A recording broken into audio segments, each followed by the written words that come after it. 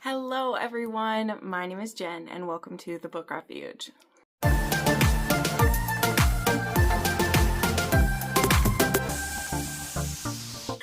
Alrighty, my friends, welcome to another Mafia recommendation video.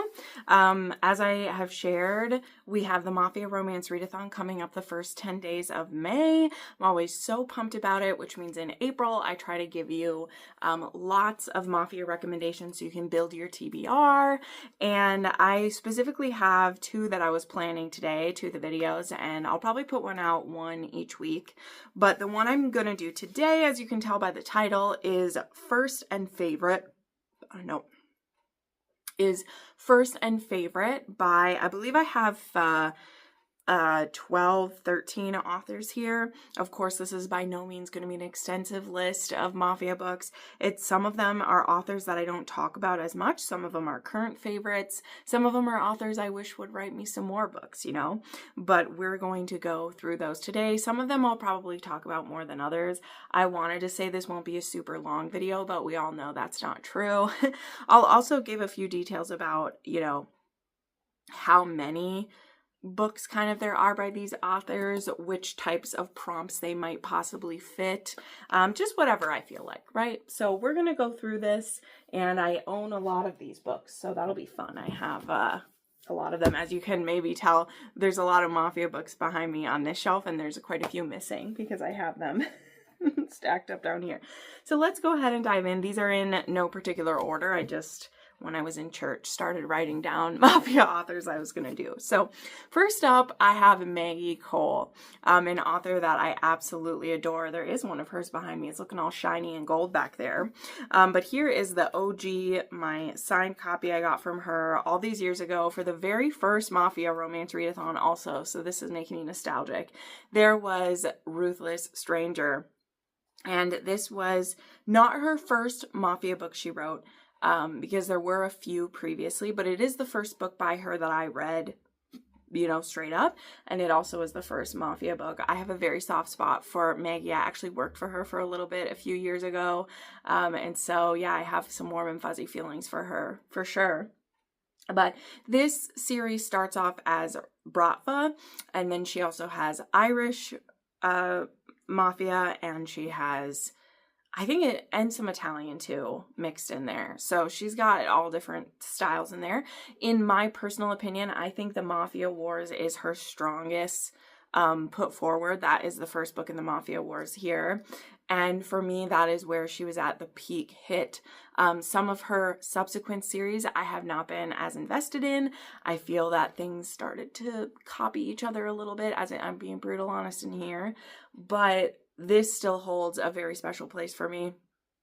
And I think that this series is fantastic. So this was the first book that I read, and Ruthless Stranger starts with kind of like a weekend fling that Aspen has with, this one is, oh, who's this hero? It's been so long. I think this one is, it's Aspen is the heroine and Maxim is the hero. So this is a really fun one. They have a one-night stand, two-night stand in Vegas. She's having a divorce party. He's there for a bachelor party. They have a great time. And then when they both get back to Chicago, they discover that they are kind of working together. And now, are they going to be able to stay apart? And the answer is no for them, for sure. Now, my favorite one in the series is, or by her, is Savage Tracker. This one is book 5 in the Mafia Wars. It's the last one in like the Ivanov family before it switches to the Irish ones. I like a lot of the Irish ones as well, as I said, some of the ones back here, but this is still my favorite. This was a 6-star read the year that I read it. And this book is about, this one is Obrecht and Selena, and Selena is getting out of a very, very abusive relationship where she was in a forced master-slave dynamic. So she was dealing with domestic abuse. It's actually a miracle that she's gotten away from him. And Obrecht, who he obviously is a part of the Ivanov family, and his cousin or his brother, I can't remember if it's cousins or brothers, partner is actually like the lawyer who helped with Selena's divorce. And they kind of ask him to keep an eye on her since she's staying in the same like penthouses as him. And he gets the vibe of some of the things that she is into, that she feels ashamed that she still wants some of the control and like being able to give in to that sexually, where she was forced to do it for so long. She thinks maybe there's something wrong with her, and Obrecht is there to help her with that. And I found this to be a very emotional, very beautiful romance. I love this couple, and it forever cemented Maggie Cole for me as a favorite, even if, you know, some more current books I haven't liked as much. Okay, then we of course have to touch on the author who started it all for me. I don't actually own a copy of the first book anymore because it's not my favorite one, but Kora Riley.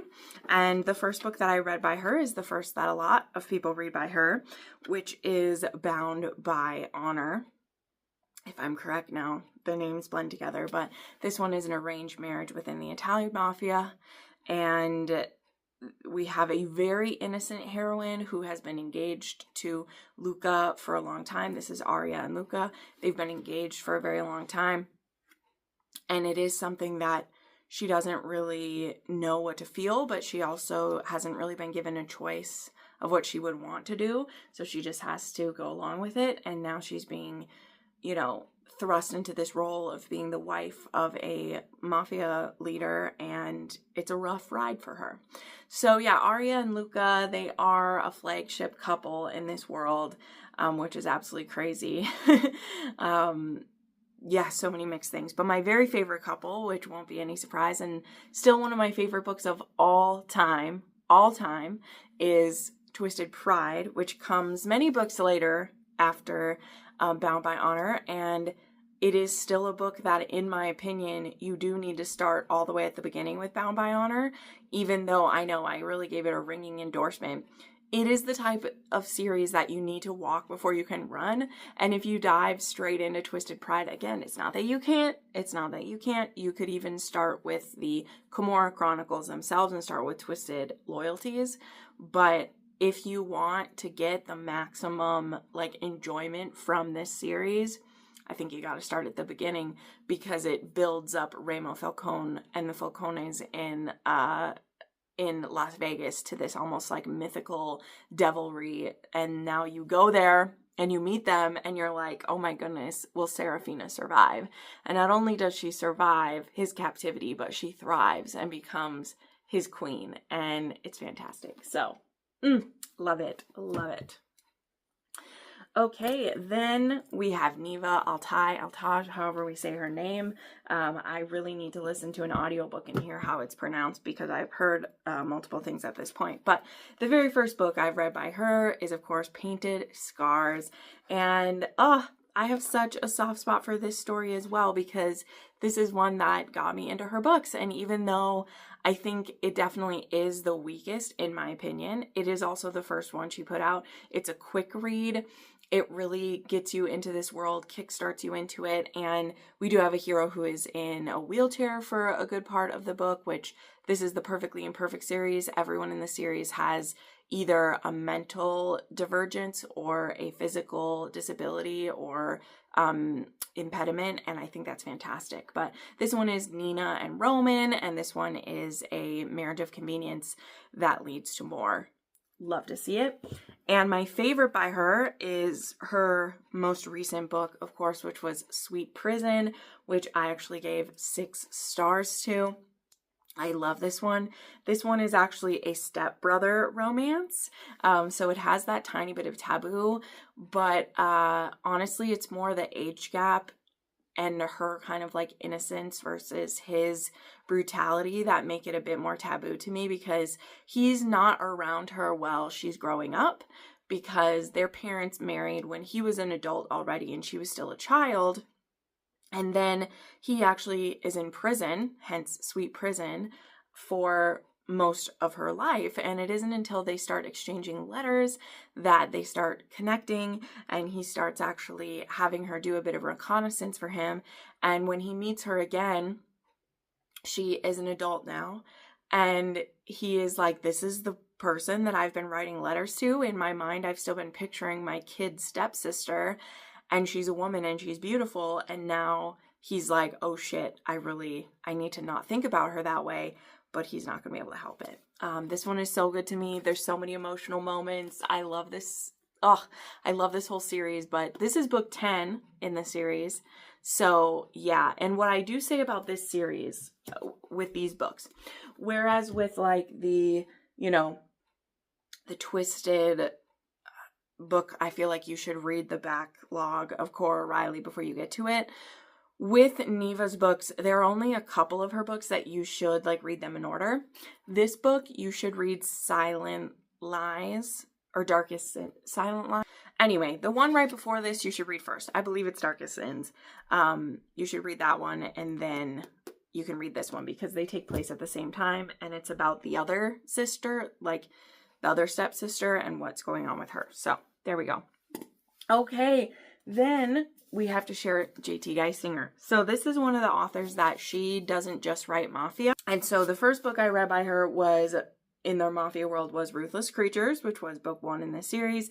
This one, we have an assassin and the heroine who used to be engaged to this one guy, and he disappeared 5 years ago, and he left, he ghosted because he owed some money and he'd done some bad things. And we have Cage, who gets sent to figure out what she might know about him. And he's actually sent to kill her. But he realizes, A, she knows nothing about what happened, and B, that he wants her. And so that is these two together. Then my favorite Mafia book by her will surprise no one, because it was my favorite book of, what are we at this point? It was my favorite book of 2021. Can't even tell you at this point. We have Carnal Urges, okay? We have Carnal Urges, which is book 2 in the series. And this one is about Sloane, who's the best friend of, I think Natalie is her name in that one. And we have Declan, who is an enemy to Cage. And the way that this one gets started is that Declan gets sent by his boss to kidnap Sloane to use as leverage against Cage. Now again, Cage, he's not really friends with Sloane, but it's his woman's best friend. And so when Sloane gets kidnapped, they want to use her as leverage against Cage because Natalie will make Cage do anything to save Sloane. Now, Sloane is not some wilting violet. She is a sassy AF bad bitch. She gets anyone wrapped around her finger after just a little bit. And so Declan, who had kidnapped her, now doesn't know what to do with her because his boss, who he had kidnapped her for, he's now dead. So now he's the head of the mafia. He has this woman on his hands that he kidnapped. He shouldn't just give her up and hand her over, but also he's like, what the fuck? I don't want to deal with this crazy spitfire of a gal. And we're all just in a kerfuffle, let's just say. We're in quite the situation. And Sloane goes about charming the pants off of Declan. And first, she wins over all of his men, and then she comes for him as well. And I just love this couple. I really want to reread this series, actually, because there were the special editions that got put out, which I actually do like in regards to that. I really love the imagery put on a lot of them. Actually just got books 3 and 4 just got re-released too. And the audiobooks of these are absolutely fantastic. So I do kind of want to revisit these and see how I feel now. So there's that. Okay, then we have Lilian Harris, actually, who she's an author I just started reading a couple years back now, I guess it's been almost a couple years, but the first book I read from her was actually Shattered Secrets, because this one was kind of a standalone. I knew nothing about her. I don't know. This book just sounded interesting to me. It involves amnesia, and it involves a mob lawyer, as it were. Now, his wife, who he is deeply in love with, she does not know about what he does for the mob, though. Like, she's unaware. And the tale of this book is that he crosses the wrong person and he basically gets attacked and he disappears. And when he wakes up, where he goes, he has amnesia and he doesn't remember anything about his wife. And even worse than that, in Shattered Secrets, is that his wife was pregnant and he didn't even know yet. Like, he didn't even know yet, and now he really has no idea. He's disappeared. So she is not only widowed, she is single-mothered without knowing about him at all. And now she's finding out all these secrets. Was I really married? Like, who was I even married to? And now he's gone, and it's just a lot that gets dumped on this poor lady all at once. So yeah, that was a very good intro to this author for me. And then my favorite book was actually one of the more recent ones from her, which was Brutal Savage. And this one, I didn't pull up my notes on it, but I believe this one is his adopted. So yeah, we have the Irish Mafia and Italian Mafia are in this series. And this one, I think, was part of the Irish one. The series with like Shattered Secrets and stuff, they were connected with the Italians, I think, and then this is with the Irish. I don't know. They mix together because these two families marry into each other, so keeping which series is which straight is a bit difficult for me. But anyway, and in this one, she, I believe, is the teacher of his adopted like nephew or something like that, and that's how they meet, and he becomes obsessed with her, and he basically pushes her into marrying him. And I enjoyed that one so much. Okay, next up, if you like your Mafia a bit lighter, okay, I know that sounds strange to say, but this is an author I like recommending if you like it just a little bit lighter, maybe even a bit of humor popped in. It doesn't mean these men still aren't vicious AF, but there's just something a bit lighter about it, okay? And to that, I would say I recommend S.J. Tilly, all right? I still really treasure this copy of Nero because I got this book signed in Iowa when I met S.J. Tilly. Before the world knew who S.J. Tilly was, I met her at a little book signing in Iowa, and I'll forever be grateful for that. And she was one of the only authors there who had Mafia books, and so I had to buy it. Anyway, I just love sharing that, and I just appreciate her so much. But Nero is the first one that I read by her. It is the first Mafia that she had put out. And this one, I also love it because it takes place in like Minnesota, and Duluth gets mentioned, as well as like, I think Fargo even got name dropped at one point because they like, I don't remember, not all in this one, but like in this series, I think Fargo gets like name dropped in one of them. But yeah, it's fantastic.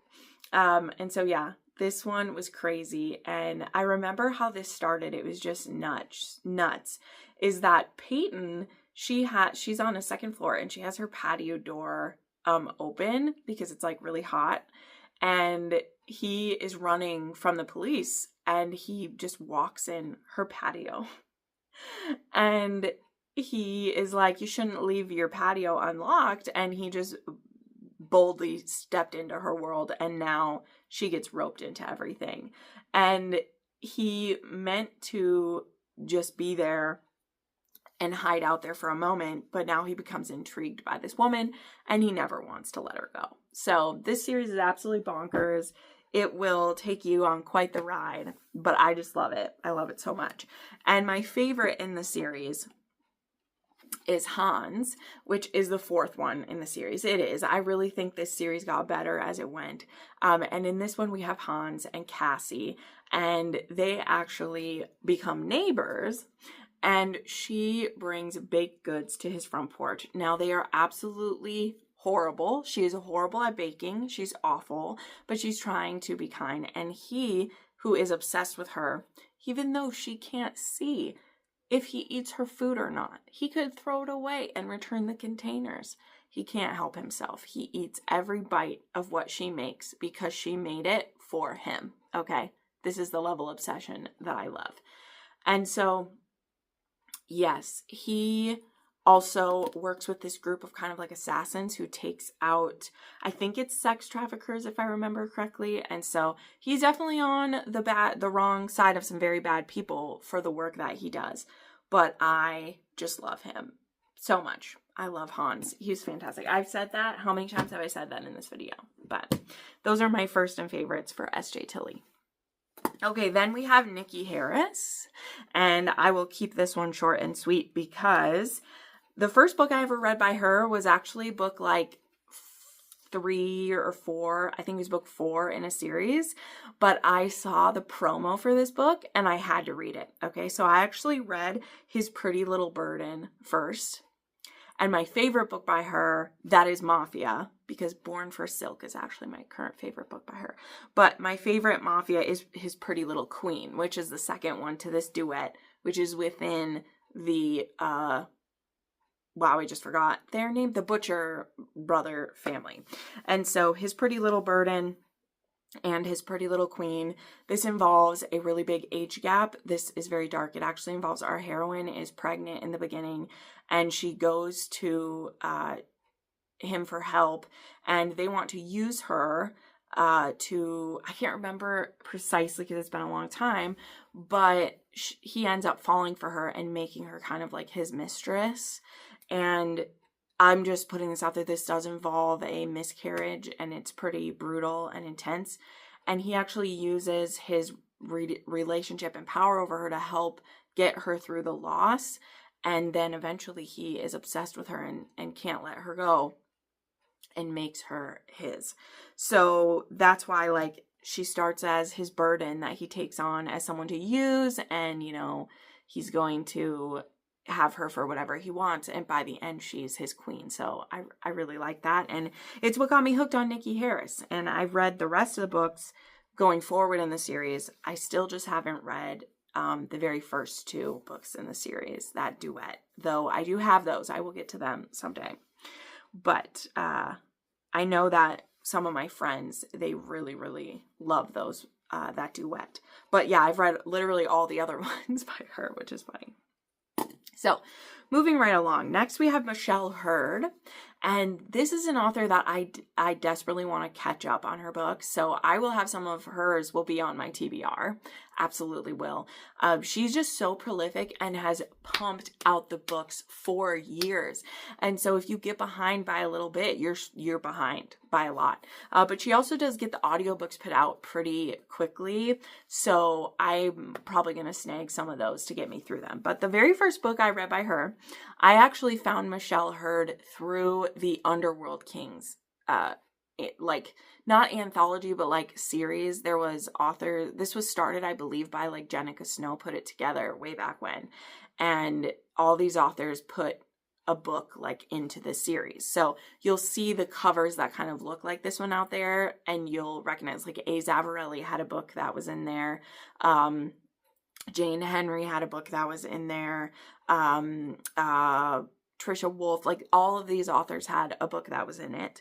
And I read Michelle Hurd for the first time with Tears of Salvation. Now this book, though it was a part of this world, right, it also connected with her Monarch series, which is like a Mafia Academy. You know, those were the big things at a time. And so that got me into her world. And then during a Mafia Romance Readathon, I think it was either the first or the second one, the book that was going, or the series that was going around was her Sinner series, was just really the hot series at that time. And so I read Taken by a Sinner. Now, I didn't love Taken by a Sinner, but my friends really encouraged me to keep going. And at the time, book 2 was out and book 3 was coming out when I read these. And so I really enjoyed the next few as well. And then there was, now I think I wrote down the right one and I'm so sorry if I didn't. I even double checked and now I'm like questioning myself, but I'll tell you which one it is. I think it's Stolen by a Sinner because I double checked it. But either way, it is the one where it's a bit of a Cinderella retelling, kind of. Our heroine in the beginning is actually a like servant. And the guy that she works for is absolutely evil. He's very cruel to all of his employees. They're basically like indentured servants to him. There's no way for them to get away. And he has wronged the wrong guys. And so our hero, his group is there to take out her boss. And she accidentally steps in front of a bullet. And she does not do this on purpose. She has no desire to save her boss, but she ends up getting shot by our hero who's there to do a hit on her boss. And so they take her back to his compound and they're going to like torture her for information. And it becomes very clear very quickly that this is an innocent. She's been traumatized by him. She's been mistreated. And he brings her into his home instead. And so then he starts to fall for her, and he gives her everything this woman deserves and more. And I just love this. I love this one so much. I loved it. It was fantastic. So that is a great series by Michelle Hurd. And I've read many more of her books, but that one has still stuck by as one of my favorites. I also really love Taken by the Devil. It's another one I like. But yeah, I need to continue on with her books because I'm behind. I know she has some fantasy ones I want to read as well, but I'm definitely behind on her Mafia books, so I want to catch up on those. And then I want to read some of her fantasy ones too, because they look fantastic. Okay, let's keep going right along here. I, of course, quickly have to mention San Mariano. Again, I'd read multiple books by San Mariano before I tried this one. Actually, it wasn't too many, to be honest, because I've read these for a long time. But of course, I've read Untouchable, and I'd read a couple other books by her. But then I, of course, started the Morelli family. So the first book I read in her Mafia world was Accidental Witness. You have to start with Accidental Witness. This is another series of hers you may not skip, okay? A lot of the other ones I've shared, you can just go right to my favorite book if you want, but you may not skip because she does something that very few authors, A, have the balls to do, or B, have the will, or C, want to torture her readers the way that San Mariano does, okay? She's doing this with a series she's writing right now as well, where she's finishing all of the books before she'll start releasing more of them. But Accidental Witness, we get introduced to Mia and Vince, and they are actually both in high school at the beginning of this, and their senior year. And as the title suggests, our heroine Mia sees something she shouldn't see, and now she's on the wrong side of the mob, and she can either join them and be Vince's woman, basically, or be killed. And it is actually Vince's cousin, Mateo, who says, if you ever leave him, we'll kill you. So you better keep him happy and have him want to be with you because, yeah, if he ever doesn't want you, we'll have to kill you because you might turn on us. So she has to go about trying to convince him of that, so shall we say. So this is the first one. And I gotta tell you, even as I feel about the Kora Riley books, not the strongest story, but you definitely get a flavor of who Mia is and who Mateo is when you read this. Because then, when you get to later books in the series, things are not as they seem. And this is a non-traditional series in many ways, because my favorite in this Mafia series is Last Words, and I can't even mention a single thing of what goes on. But what I will say to remind people is that books 1 through 4 each have a different couple, but there is still a through line that's happening that you must read in order. Then, when you get to book 5, 6, 7, we revisit a few things. And so you have to have read the books in order to lay the groundwork, to lay out what's going on. And then once we get to book 5, it is yippee-ki-yay, mother effer, what we have to deal with. Like, it's no joke, y'all. It's no joke. So, okay, then we have Gabrielle Sands, who I have been loving what she is doing. And the first book I read by her is also her first book. And it is When She Unravels. Yes, I have this beautiful copy that one of my viewers sent me. This was one of the dark and quirky ones. And, oh, it's so great. And this one has a very dark beginning to it. Our heroine, Valentina, I think is the heroine of this one, is it, Valentina? She is married to an absolute monster. He is literally a serial killer that her father gave her to. Because the work he does for the mob, he's a killer. It's awful. He's a horrible being. And one night he like forces her to participate in the things that he does. It is awful. He's evil. It's horrific. And yeah, she doesn't have a choice but to do these things. And one night he asks her to do something that she just can't do. And so she attempts to kill him, and she rescues the girl that he's kidnapped, and they both make a run for it. And this, that, and the other, she actually ends up in a different country, ends up without any of the money that she'd taken with her, and she ends up working for this man and starting to fall for this man who is her boss. And then the secret of who she is and who her husband was comes out, and let's just say things will get extremely complicated when that happens. But great, great book.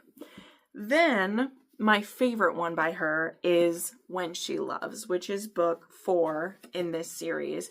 And this one is about one of the sisters of the heroine from When She Unravels. And this one is Cleo and Raphael. And this one, it's very interesting because Raphael was actually supposed to marry another one of the sisters, and she ended up falling in love with, like, I think it was like her bodyguard or one of the men or whatever. And so there was no one now to marry Raphael because he wasn't going to force her to marry him, but the family still needs this alliance. And so Raphael, he would never admit this out loud, but he actually really wants her. He really wants Cleo. And so he makes it seem like, well, you have to make a trade. Give me her instead. I have to have her. I have to have someone. And really, he is a bit like scared in a way because he has feels for this girl. Like, he has feels and he doesn't want any feels. He wants to be the Iceman. He wants to just do his business. He doesn't want to have any emotions, but also, you know, he has to have someone. He has to have someone. So why not her, right? Why not her? And yeah, I just love this couple because one of the things she does is, so she agrees and she goes through with this marriage, but she's like, well, if he decides he wants out of the marriage, he won't end the alliance, or at least that's what she thinks is going to happen anyway. So she's like, if I just drive him absolutely nuts and he wants to get rid of me, then everything will be okay. So she goes about trying to find ways to make him sick of her, including absolutely ridiculous spending sprees and acting like an absolute brat. And it honestly just all turns him on, which shocks him just a little bit. So great one, great one. Okay, let's do one where it is a first and a favorite. I haven't had too many of these with this one, but one that it was my first and favorite is Unholy Vows by Mila Kane. This was a book that I read 1000% for the cover. I've said that, like, I just think this is one of the sexiest mafia dudes on a cover. I said he kind of looks like a sexy Taika Waititi, and if you know who that is and who I'm talking about, maybe you see it, maybe you don't. I don't care. I see it, and I like it. Didn't realize I was attracted to that, but I do. I love that salt and pepper going on. And in this we meet Renato, and this one is a forced marriage, age gap, dark mafia romance with a jealous, possessive Italian boss who's an anti-hero and the feisty young nurse that wandered willingly into his dangerous world, okay? So Unholy Vows is a standalone dark age gap romance with a guaranteed HEA and no other woman drama. This is a dark mafia romance, and as such, there are lots of triggers. So anyway, I just read a little bit of it to you. And the sequel to this one just recently came out, which, again, this one is a standalone. This couple, they're all on their own. It's fantastic. But there is a Brutal Legacy, which is about one of Renato's men, which was a good one. But yeah, this one, the heroine, Charlie, her sister, basically causes some drama. And if they go to the police about what they've seen, like she witnesses something she shouldn't, and Charlie is like, we got to be good. We cannot piss off this mafia girl. What are you doing? And the sister can't keep her mouth shut. And so Renato is like, well, to make sure that you behave, I'm going to force you to marry me, because if you're my wife, then you can't turn against me, or so he thinks anyway. And so he forces Charlie to marry him. And boy, man doesn't know how much he's bitten off to chew there. But I love this one. I love Renato. He's so sexy. And though I have read quite a few of her books at this point, this one is still the first and the favorite. Though I will mention, so that one is Italian Mafia. King of the Cage is Italian meets Irish, which will hit a lot of prompts on there. So that is a good one as well by her. That one's a standalone couple, and that is Elio, who is the main lead in Brutal Legacy. It's his younger sister is in that one. So like all of those like connect that way, though you can read each one of those as a standalone. Okay, and then the last author I want to mention, and we'll wrap this video up here, is Mila Finelli, who aka is Joanna Shupe, and some might even say that a few of her historicals have some gangsta vibes going on. And you know, one of the prompts I believe I still have is that maybe I don't still have it on the list, but last year for sure I had one of the prompts was if it was a fantasy or historical version of the Mafia. And you can use a Joanna Shupe for one of those if you want to.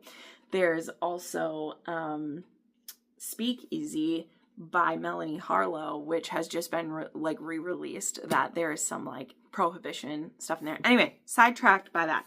So the first book I read by her, of course, was The Mafia Mistress.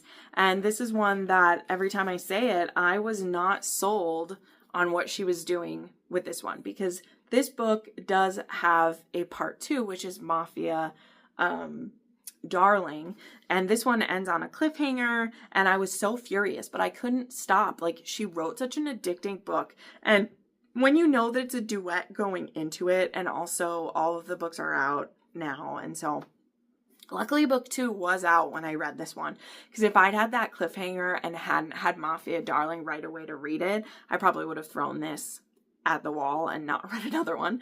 But she does have me on the edge of my seat, and I'm like, how can I possibly like any of these characters that she has shared with me? And then I did, you know, and then I did. So yes, so there's Mafia Mistress and Mafia Darling.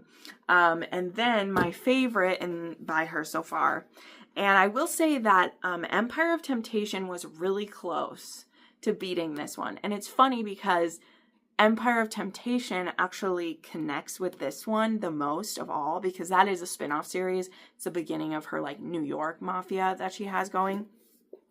But it does connect with the Sicilian, which, by the way, these Mila Finelli ones that are the Kings of Italy, these are Cosa Nostra.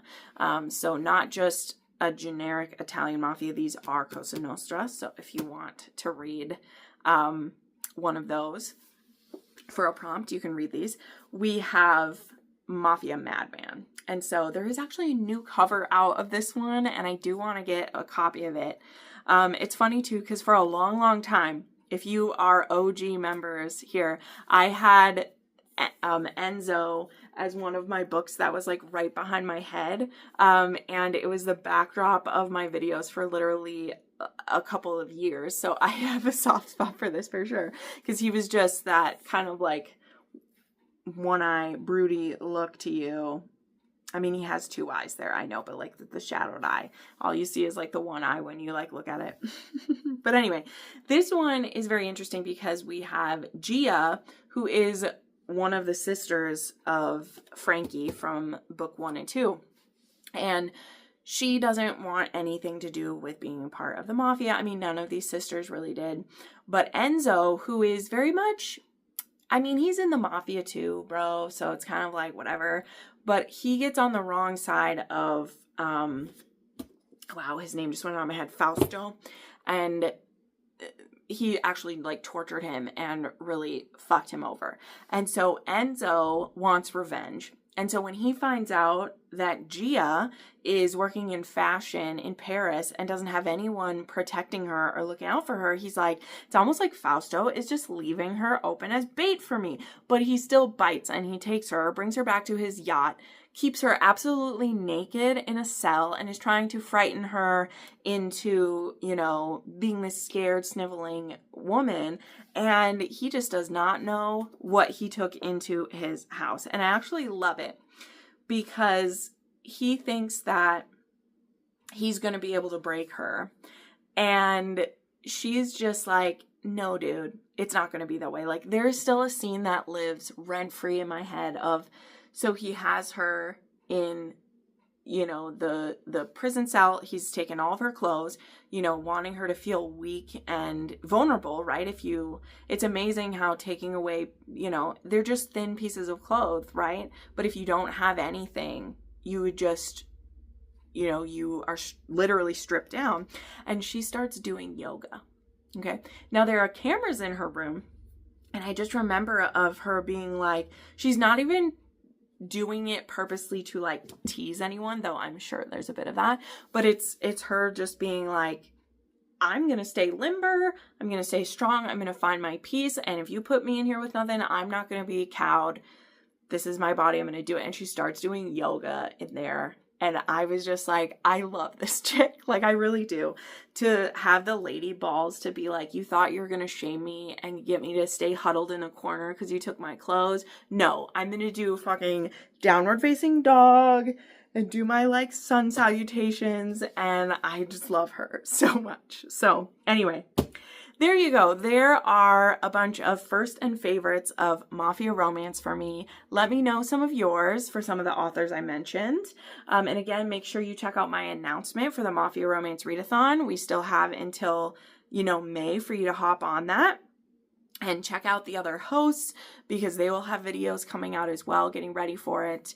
And it's going to be amazing. So thank you so much for watching, friends, and we'll see you next time. Bye.